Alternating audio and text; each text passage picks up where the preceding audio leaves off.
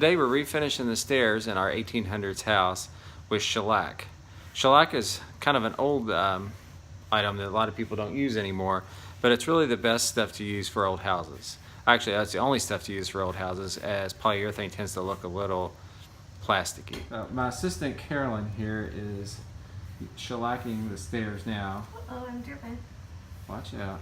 It's really, okay, right? It really is okay, because shellac's very easy to clean up.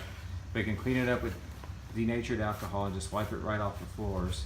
It really makes a big difference in making, really shining up everything.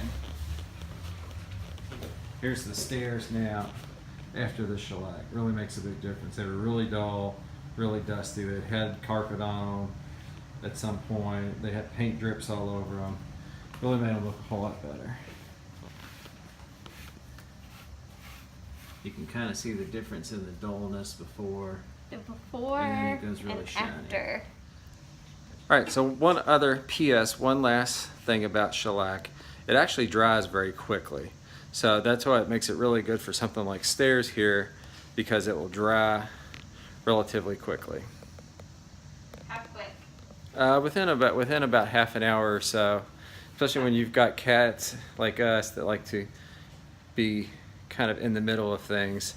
That helps not have little kitty cat prints all over the place. How long will it take for adults to be able to get on it? Adults can probably walk on it in about a day or less. How would you be able to tell if it's ready to walk on? Pretty much when your fingers don't stick to it anymore, it's probably okay.